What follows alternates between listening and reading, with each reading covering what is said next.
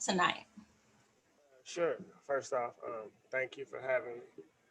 I just spoke of my upbringing. I think the older I get, I realize there's two narratives of what it's like to live in the inner city, and just I don't really hear too many people who grow up on the inside of my life who experience a lot of violence, who lose a lot of friends, who go to a lot of funerals at a young age, and it ain't that we're bad people or that we're ignorant. It's just we're kind of shaped to go a certain way.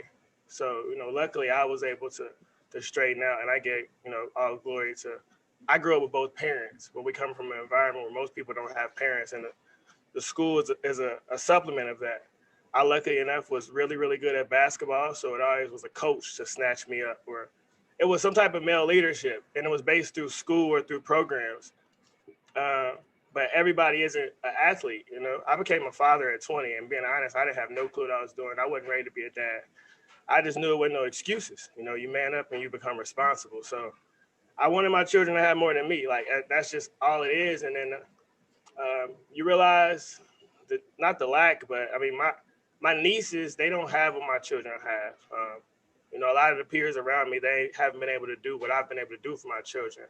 And it ain't they wouldn't do it if they knew it. It's just lack of knowledge. And when no one tells you a way out, then you're stuck in the system. And it's like, stop telling me what the problem is. Tell me how to get out of the problem.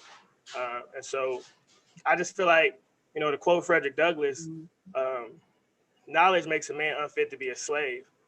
And so once I started educating myself on the world and history and life and schooling, it just snowballed into I wouldn't go allow my children to be set up to where they'll fail. Like my story is different from most parents. Like my children are virtual, but they're doing fantastic. Like we home every day and we wake up and we having breakfast, and they have never been more engaged in school than what they are now.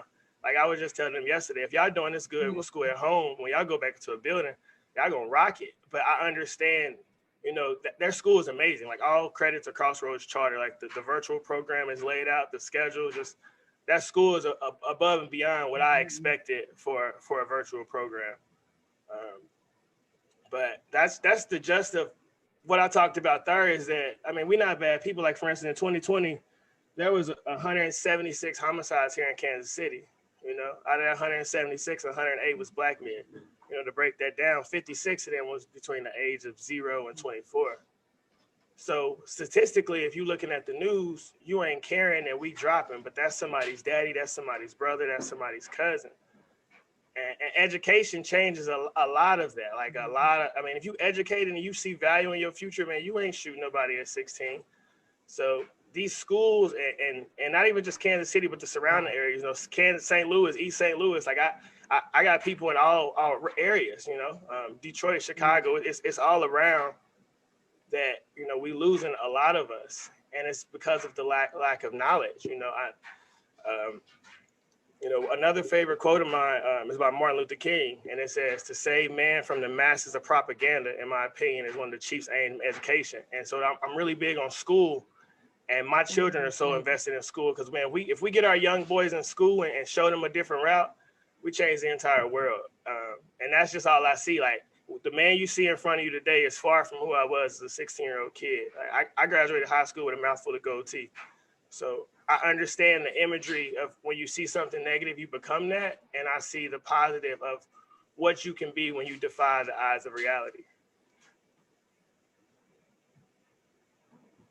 I know the importance of education